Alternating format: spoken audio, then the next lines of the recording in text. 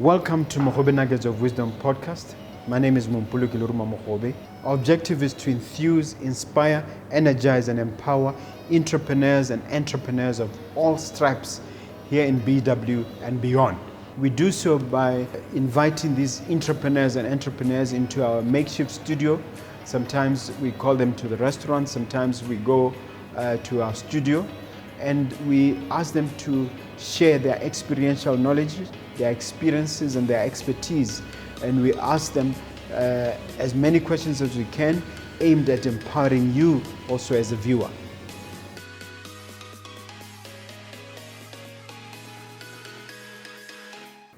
Hello dear viewer, dear listener, my name is Mompoloki Lerumo Mogobe, your host of this wonderful show, Mogobe Nuggets of Wisdom podcast. Today we're going to talk about all matters construction. We're going to talk about how to grow construction business. And as you know, we at Mogobe Incorporated are into construction, we're into real estate. So we grow through acquisitions and construction. So what better topic than construction? And I have a constructor or somebody who's in construction and who runs their own construction business, Mr. Mudongo, who is the managing director of Mudongo Construction, Obakeng Mudongo. Welcome to the studio. Okay, thank you for having me, Mr. Mogobe. Okay. And I can see you have a marvelous place here. And then the atmosphere is really, really good. So I think what I always like to do is to have my guests introduce themselves and explain their background. Okay, my name is Obakeng Mudongo from Better Little P2 Ltd. I'm the founder of Better Little P2 Ltd. It's a construction company founded in 20 January 2018. Its aim was to specialize much into construction. So the name Better Little is derived from the book of Proverbs, where it says better little, it's better to settle on small things than big things, which gives you headache. It's a humbleness, as you can see it. We start from the humble beginnings. In a nutshell, that's what I can say. Tell me how long you've been running your construction company and what sort of projects do you undertake in your construction business? In a nutshell, we're just doing some few little private jobs of individual jobs. I know most of the company, when they do start, they only look for the government, especially for tenders. But us, no job too small. We all do whatever what it get into with maintenance. When we started, we haven't received any, and in 2018, and surprisingly, early this year, that's when we started get much into the market, and then we started our business with a company called Bofinet, the one who's dealing with fiber. We are doing some construction work for them. Our first project were in Masunga, dealing with construction, maintenance of roofing. And then another job we did was in Game City, Gaborone, and Khabani at their RLU offices in the outskirts. So where we constructed platforms and like slabs and like, etc. Yeah. Then we are still continuing with other businesses. You mentioned that when we are getting ready for the show that it's important to have a good team. Why do you think a good team is the most important thing in construction? Good team, thank you for that point. It's a very, very interesting point. In any sector of the business, you have to have a very good team. Can be your workers, can be your customer.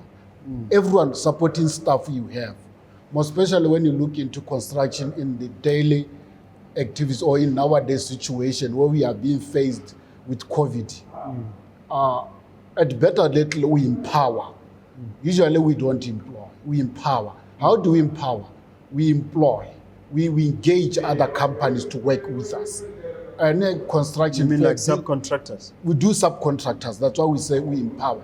So that for you to keep a lot of staff in your office, there's no use nowadays. The best thing is to outsource and then fight for one project and then finish it in time and calculating your profit properly. And then everyone in that game is a partaker and he can get home with his own slice of a pie. Okay. Now, managing and leading the team, how do you do that? I would imagine at some point sites you may have up to have 50 people. How do you manage and lead teams, large or small? Yeah, it's a very, very interesting part, but sometimes it's so straining when you manage a large group of people. But what you do, as you have said, you have to have a good team. Even the supervision on sites per se. Because if you are a leader, sometimes they might use, say, a boss, but at better little, we don't boss, we lead.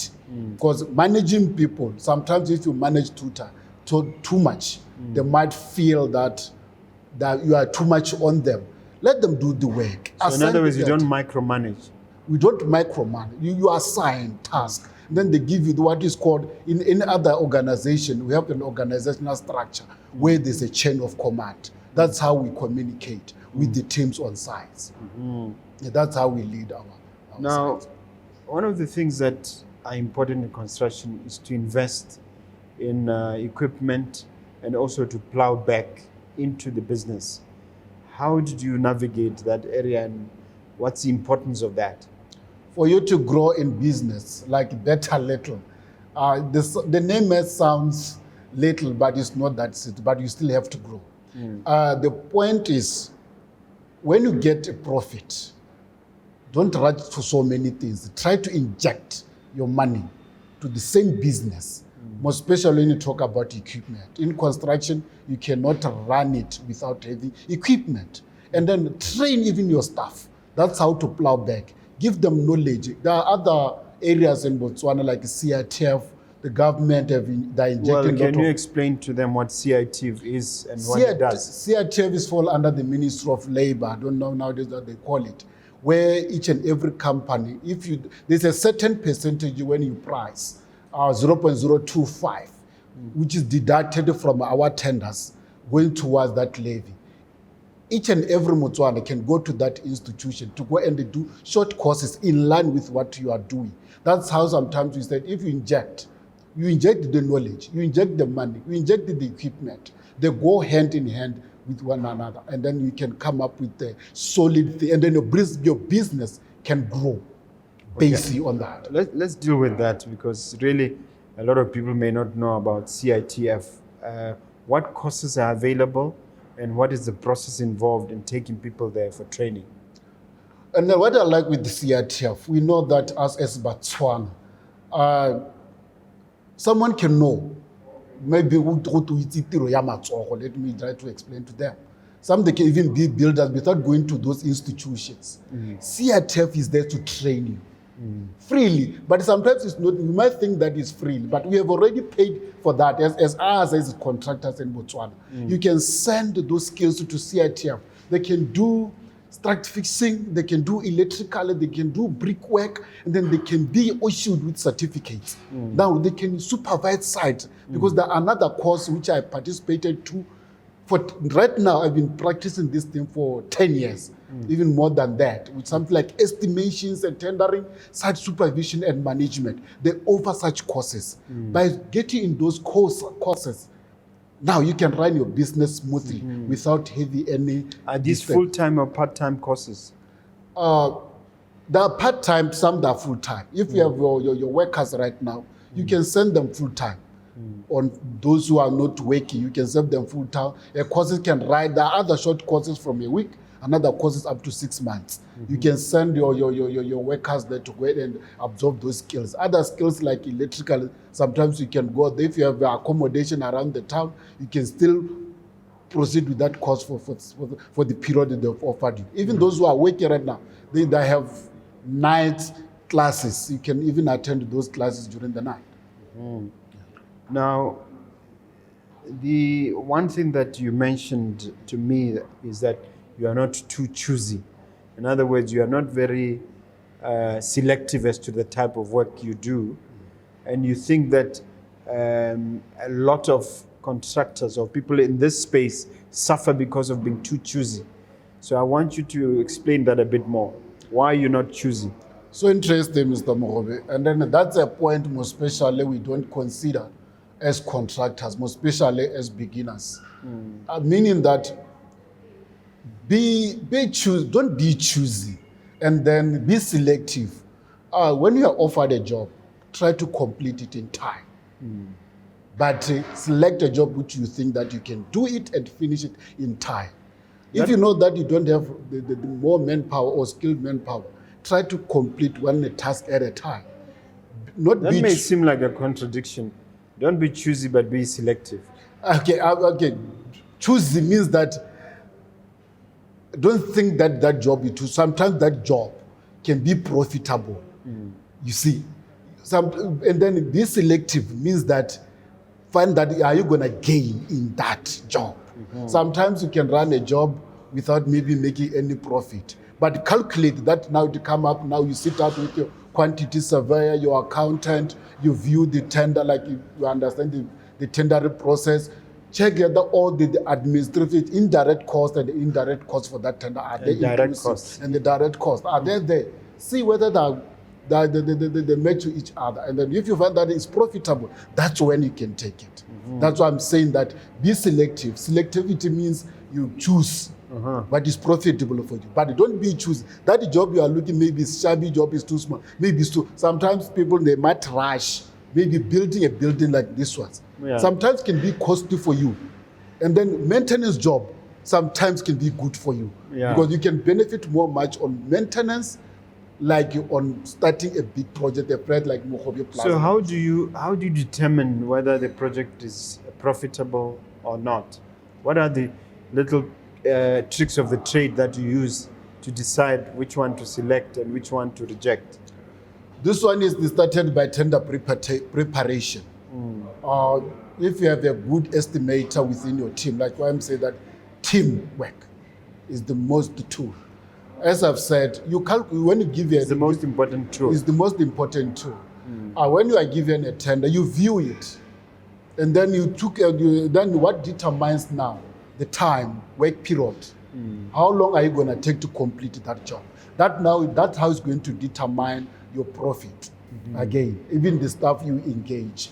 Okay, like right now we are facing a pandemic where you start a project, tomorrow you close. You cater for that because when you do a tender again, there's a money you allocate, we call it as a contingency.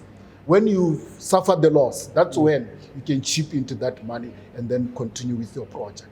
That's how I say about how can you predict that this project can be profitable by looking at the tender, working on the tender with the right team at a given time within the budget. Okay, and is it? Are you saying that even small projects can be profitable?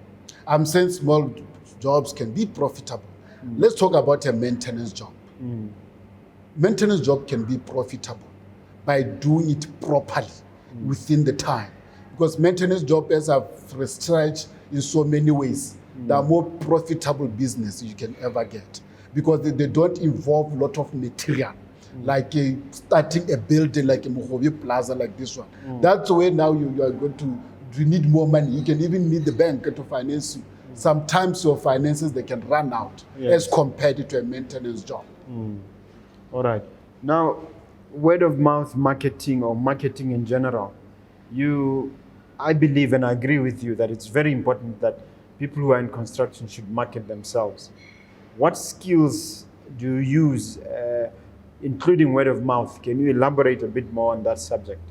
Okay, thank you, Mr. Mogobe. What tools do you use to market yourself? That's what I'm trying to ask. The tools, marketing tools. First of all, we'll say the word of mouth. And then tools in construction is determined by the jobs you completed on time. Those jobs, they're going to market you. That one in construction, like Mr. Mogobe, I read about you. You are dealing much with the estate. So when you deal with an estate, you mean real estate? A real estate. You are talking about buildings, lot of things. But when you invite a contractor to come and do construction for you, you need a very good constructor.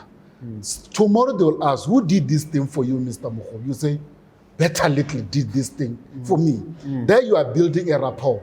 You are building referral businesses. That's what I'm saying, the word of mouth. Okay, we can use other platforms for marketing, like advertising and whatever, using WhatsApp pages, WhatsApp this and this and this and that. But what I believe much with the WhatsApp pages or whatever the media we use, sometimes other small companies, they don't post their real jobs.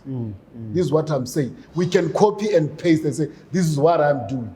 If you can view my profile, Mr. Mogobe, you see that those jobs, those are my real jobs. And we can leave you this executed place. them. You Those did are them. the one I executed. Really, those are my jobs. I'm saying that from the humble beginning, this is what I'm starting. I'm starting with this, I'm starting with this, so that you build trust to a client, even your customers. So if I understand you correctly, you're saying that the best form of marketing is excellence, performance, and then word of mouth. Let your work speak for you. Is that what you're saying? Exactly, Okay. Mr. Mogobe. All right.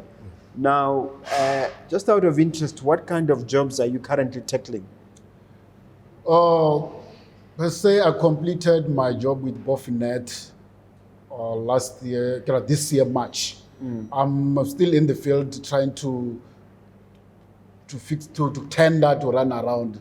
What I believe now, yesterday, I was just called by Botswana Power Corporation to be included in their vendor list.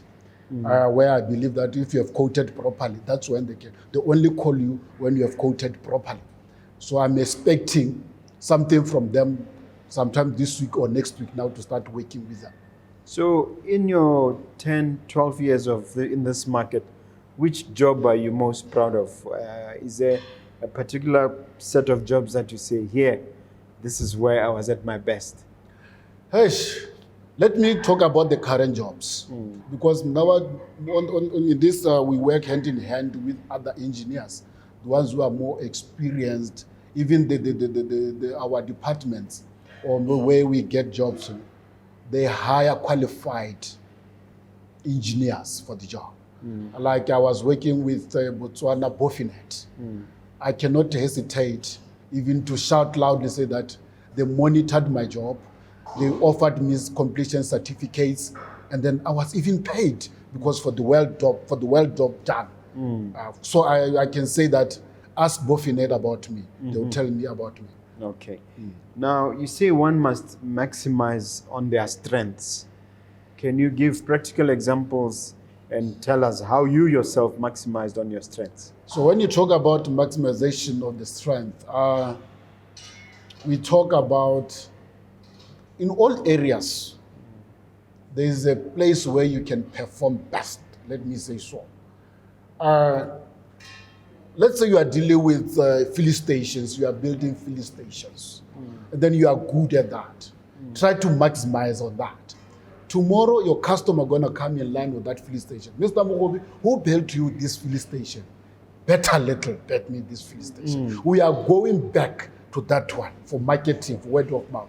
For your job is marketing you. Maximize where you know best. If you are dealing with kitchen fittings, maximize on that. You are going to get tenders, even jobs, in line with what you maximize match on that, on them. So you don't advise people to do different things. You want specialization. You want them to specialize. If you are, I'll advise that if you are still small, working under, maybe you don't have much staff, because nowadays to employ people, to have an office, have an engineer out there working, an engineer out there working, it's too costly. But I'll advise, but start, but grow. That's when you can keep on adding on what you know best. Okay. Now, building a network, that's one of the things that I think are important. Using your situation as an example or your life story, how did you develop this network and how do you cultivate a network? Yeah, this is one of the terms maybe most of us as contractors, or maybe those who are in the field, they don't understand it with networking. Some, they might call it is corruption. Let's use this word for now. But knowing Mr. Mogobe, they would no, we see Mogobe, that's why he's giving me. It's not like that. Sometimes when you network, you go to the right people. You meet them, you advertise yourself. Mr. Mogobe is dealing with real estate. You go to Mr. Mogobe, to his shows, to what he's doing. That's how you build your network. Need to network, attend shows, whatever can be, build out whatever you can call it. Attend those in line with what you are doing. That's how you build your network. Visit other sites, read, check on Google, check on pages, discuss with others. That's how you talk with the quantity surveyors, the one who are managing another project. That's how you build your network. Sometimes they might call you to come and to quote for something. That's how you because in any other sector, Mr. Mogobe, there's no way you can get a business without visiting someone. That's what you call network, without interacting with one another. Yeah, I want, that is very good. Building a network is very important. But another important topic that we need to cover is one of quality assurance. There's been talk, maybe in government circles, that sometimes Botswana contractors do not deliver good quality work. I don't know whether that is still a problem, but in the past, there used to be such talk. How do we address, if this is still a problem, how do we address it? Do you think there's still a problem of quality assurance? Yeah, I would say we have seen a lot of projects collapsing on the way. For some, they even, usually the government, when you talk about quality, and then they talk about the quality assurance, they start with the material you use, even with the skilled manpower you have. Because without delivering quality, you are just destroying your business. You are the one who is destroying it. We are going back. Marketing. Marketing comes with the quality you provide. I'm saying that, okay, we might say, okay, if you look at CBD, we can see quality here. Even this building, we can see quality. But I don't say we are more compatible when you talk about quality. As us at a Better Little, we engage the right staff. That's what I'm saying. It starts with who is working for you. And then where do you get your material? Who's supervising your site? Are you going to deliver in time? So those are the things we look at Better Little that we have to live. Quality is the main thing. Because when you talk with Mr. Mogobe for real estate, because you are dealing with the buildings, whatever, you want to invest in property, quality matters a lot. And then quality gives value for your building. Without that quality, there's nothing you are doing business. Let's talk about innovation. That is now a buzzword. Everybody talks about innovation, coming up with new ideas and new angles. Let's apply that to construction in terms of your experience. Innovation. Innovation, changing or adapting to the coming situations. Like right now, we have to innovate. We are talking about the corona, and it has affected all the industry has been affected. It has actually changed the whole game. All the game, you have to think differently. So we have to now to adapt now to the situation. What we have done with Better Little is that we are trying by all means to engage. We make what is called consortium, working hand in hand. One Ghanaian, he once taught me while I was doing Form 5, he said, amanyu amangi gengaruma enyama, meaning that many teeth can bite a meat, or pulling together. Many teeth can bite a meat. Yeah. It's pulling together is the key to success. This is what we are doing right now at the Better Little. We try to engage. Now you are trying to change. There are those guys now who are out of school leavers. Now maybe there are those who have did courses like up to NCC level. We are trying now to encourage those guys to start small companies in line with their trade. We engage them at Better Little. We subcontract them, because that's the other way now we are changing. We are changing the setup for office. We are no longer on walls. We are outside. We call them, we do the job, we complete it, everyone get out with your own pie. That's how we operate right now at Better Little. So you let them go. You let those who are on the payroll go, and you hire them as independent contractors. Exactly. This is what we are doing. That's we are talking about as Botswana. We have to work as a team. We have to boost those upcoming businesses, those contractors, that man who is there who's building BHC houses. Engage him. Share that profit you have, and that does it. All right. How do you manage your customer service, your customer interaction? Because we're talking in a restaurant where the most important thing is customer service. So it comes to mind that also in construction, certainly we at Mogobe Incorporated attach a high premium to customer service. So I'd like to hear from the better little man how you handle that. So when you talk about customer service, there's what is called after sales service, what you usually do. You go back to your customer. How is the building, my brother? No, it's good. Is there any crack so that you can come and fix it? No, it's there. We interact with your customer. That's how you build. Even after you handed over you have the to hand building. it over. You have to come back and check. It's not I'm because saying even after handover, you come back. handing over, when you talk about customer service, after that, it means that sometimes word of mouth, just check. It's not because we are going to now start doing, just build a relationship. You don't know what is going on with that man. Maybe your hands were good on that building. Maybe he's thinking for something for you. Keep on coming back. Keep on reminding, talk about other development in construction. Talk about maybe the internal structure. You want to change it, be there. You are the one who started that thing. You want to put more, maybe colors, you know what? You're a constructor. You can come and then advise him. That's how we talk about after sales service. Maybe there is a tile there.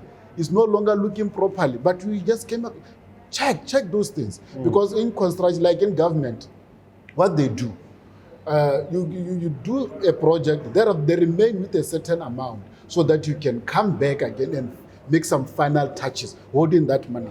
So when you complete that thing, I call it's a after sales service, after service. I let it use that way. They will come and then you look at whether the tile is fine. You come and check it. You just check it. Yeah. Then they pay you back your balance. Sometimes if you can practice that, as a small businesses, maybe we can have repeat business with our customers.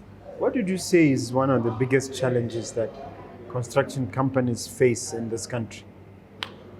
The biggest challenge we have, most especially, let me talk about the ones who are in the private, because we are dealing with, they call it the grade, OC grade. Sometimes it's finances. Explain OC, maybe the viewer doesn't know what the OC is a lower grade with PP-80. PP-80 is a public procurement asset disposable assets, where they govern the projects for the government. Each and everyone, I think here, you understand is it all about. Sometimes if you have a project, maybe if you want to start, they'll give you the job, but sometimes we face financial to start now the project. Yeah. That's where we face much, and then maybe we want us maybe... They'll give you mobilization, isn't it? Mobilization is not for everyone. Mobilization is not for everyone, but I think us even we need a working capital. Starting from tendering processes. Tendering is expensive. You buy a tender, site visit, you compile the tender, it's a booklet. You buy a tender for 250, you end up using 2.5. Sometimes... Or even more. Even more. Because sometimes you hire experts. Now to look for that, because you are competing for a job. Maybe you don't have such money, but I think that's a really challenge we are facing. Even right now, we are facing COVID, and then this one is hammering. We don't know what is going on. The government have stopped other projects, and we are just what is called hustling. We are fighting over the street, and then we see what can we do. It's really affected us. But I think it can be corrected if we can work as a team and then see what we can come up and help one another. All right, Mr. Mudongo, as we conclude our discussion, can you say some words of wisdom, words of encouragement, something inspirational that you may want to leave the viewer with? Can you share that? I'll say it's never too late. It's never too late. Fight, perseverance, work hard. And there's nothing which is easy in life. And most of all, put God first. Because I subscribe to that, say the Lord. And then Amen. I will encourage each and everyone to listen to the word of wisdom. Read your Bible. It will direct you. Everything what we do on earth, it starts in heaven. So let us work together, let us cooperate. I encourage those who are getting into construction field, industry. Never lose hope. Work towards it, meet with the right guys, have a mentor. And I would love Mr. Mogobe to be my mentor, because he's already mentored me to come in his studio, to come and share this idea. And then I would love each and everyone now to to subscribe to Mogobe Nuggets. Oh, I see. Mogobe Nugget is full of wisdom. You can share your ideas freely in a very conducive environment. All right. Thank you, Mr. Mogobe. Can you share the contact details? Someone might want to talk to you or maybe use your services. Can you give them every contact detail that you have? You can find us, I'll say, usually don't use the platform for Facebook because that one is for everyone, but it's good. We still have to extract our page so that it can appeal to our, but right now you can contact us as a 74147-247. That's our app number. And then we have a number again, 72885-831. That's where you can contact us. Then we have we can, even word of mouth, we are everywhere to be seen. We will soon develop a website where you can see all our services. There's no physical address? Our physical address, we operate from OD 3304. Okay. Yeah. Well, Mr. Mudongo, it's been a while. You've been very helpful. Thank you so much for honoring our invitation. Thank you so much for sharing from the bottom of your heart. And may all your endeavors be both blessed and be a blessing. Okay, thank you, Mr. Mogobe. All right.